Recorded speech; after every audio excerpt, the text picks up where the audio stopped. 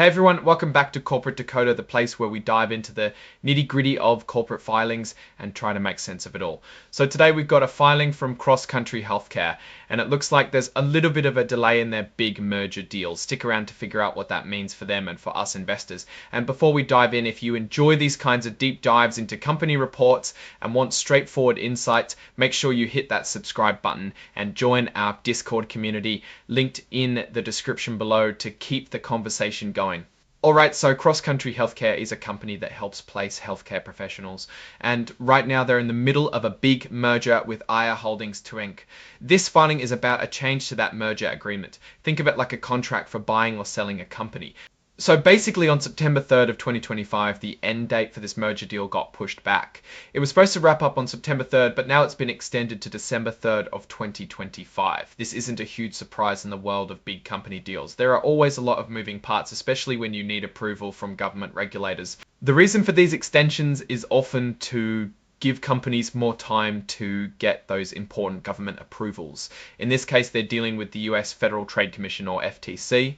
The FTC looks at these mergers to make sure they don't create a monopoly or hurt competition overall. They had to ask for more information from both Cross Country Healthcare and Aya, which is pretty standard. Both companies have now told the FTC they've given them most of what they asked for, so it seems like they're moving forward, but these things can take time. The expectation is still that this merger will be completed by the end of this year. This news itself isn't a financial update, but it gives us a look at the operational side of the company and what's going on behind the scenes. It tells us that management is actively working on this big strategic move. While this specific filing doesn't have detailed financial tables to dig into like a full earnings report, it does give us a snapshot of things like the company's stock. The main thing here is that their common stock is traded on the Nasdaq stock market. This is important because it means their stock is publicly available for pretty much anyone to buy or sell, and it follows the rules and regulations of the stock exchange. The filing is signed by John Martins, who is identified as the President and Chief Executive Officer.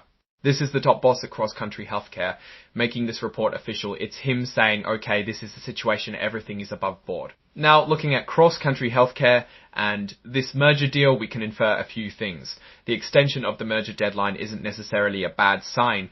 It usually just means they're navigating the regulatory process diligently. Companies want to get these approvals right so they don't face problems later. The fact that the FTC issued a second request indicates they are performing a thorough review, which is to be expected for companies in the healthcare staffing sector where consolidation can raise competitive concern. They're mentioning things like the potential diversion of management time and adverse effects on employee retention and customer relationships if made the deal unattractive to either party. This could lead to a drop in the stock price as the anticipated benefits of the mergers are complex and carry into competitive concern issued as manifesting the regulatory strategy is clear. They are pursuing a significant acquisition. This move, if successful, could streamline operations, create cost savings and expand their market reach, and however mergers are complex and carries between us the management time and adverse effects on employee retention.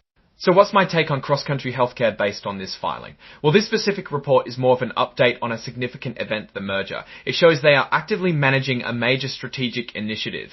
The extension of the merger date is a common occurrence and suggests they are working through the necessary regulatory hurdles. The implied goal of this merger is likely to strengthen their position in the healthcare staffing market, which is a growing but very competitive industry.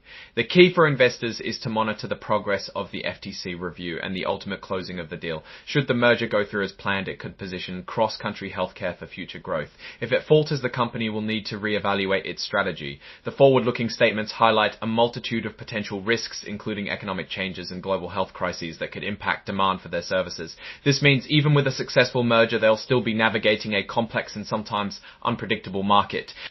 Alright, that's our breakdown of this Cross Country Healthcare filing. What's your take on this merger extension and what it means for the company's future? Let me know your thoughts in the comments below. If you found this analysis helpful, please give it a thumbs up and don't forget to subscribe for more corporate decoding. And as always, check out our Discord in the description to join the conversation about these companies. Thanks for watching. See you next time.